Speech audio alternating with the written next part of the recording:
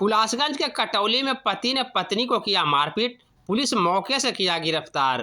दरअसल मामला हुलासगंज थाना क्षेत्र के कटौली गांव का है, जहां पति ने क्रूरता की सारी हदें पार करते हुए पत्नी को मार पीट कर गंभीर रूप से घायल कर दिया।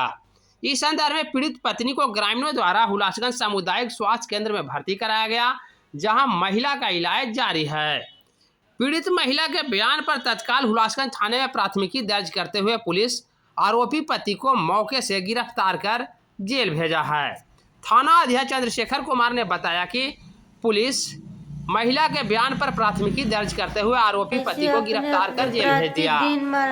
प्रतिदिन कोठवा पर ले जीतून एकदम जैसे न करे कि जैसे कर करके मारतून, बोरो है मुड़िया का देतून, करंटवा सटा देतून, ऐसे कर करके मार करंट सटा देते हैं। लाइनवा पर बड़ा है कि ना जोन वाला करंटवा सटा देतून, माथा फाड़ देतून, हाथ काट देतून, गोट काट देतून, छटका देतून, ऐसे कर के। आपका नाम? सुमलता कुमारी। काहे से करते? शराब उराब पीते हैं का? ऐसे अपने अपने कर रखी, मार ही खाली कहते की तरह जान मार देबो। स्वर्ण लता कुमारी? सुमन लता। सुमन लता।